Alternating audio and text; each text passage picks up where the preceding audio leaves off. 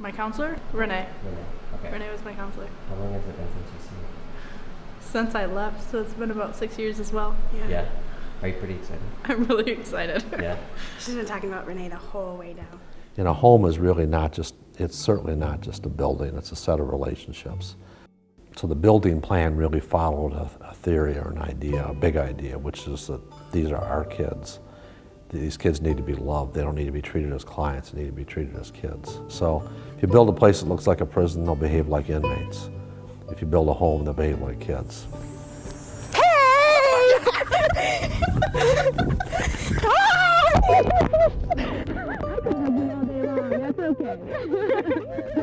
You know, I remember exactly the time that I said goodbye to you. Why do you remember the time so specifically? Because it was a big day. Yeah. It was really hard. Yeah, I know. It was a safe place for you. It was like a 5-year process before we got to the idea of the building. It was really changing our ideas about what these kids really needed, which was to be loved like any other kids. It's certainly not just a building, it's a set of relationships. It helps if the building is nice and edifying and welcoming, but it's what happens within the building that really makes a difference. Remember when we let you stay up till midnight to go get the new Harry Potter book? I could probably recite the first page.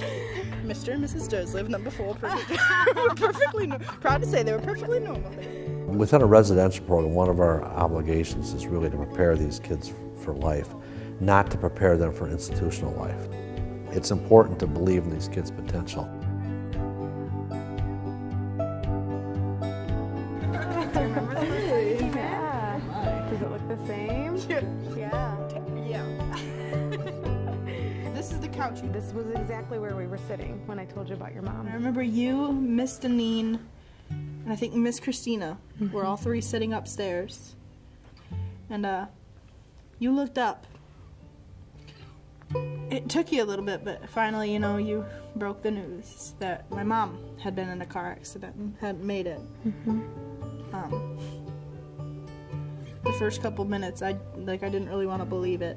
I always had that hope that one day I would at least be able to see her again. So eventually, when that settled in, I broke down.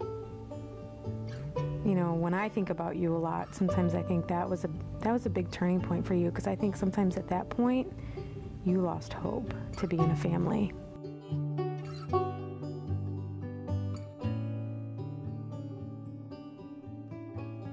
Who can predict what's going to happen?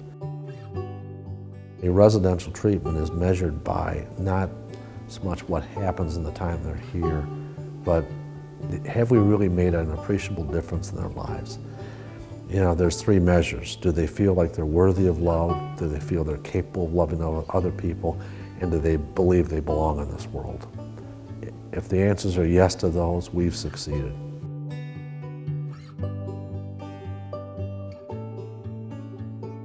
My world was, in a lot of ways, shaped around the day-to-day relationships and activities here. It gave me the structure that I need, and it has stuck with me. Home is where you feel safe.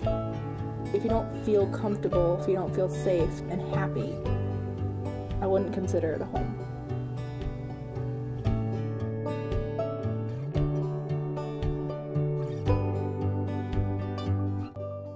There are places in the heart that do not yet exist. Pain and suffering must enter in for them to come into being. Certainly the kids that come here too often have that pain and suffering. The real question is, what place are they going to find in their heart? We want them to find a home. We want them to find love, because if they do, they're going to pass that on to other people.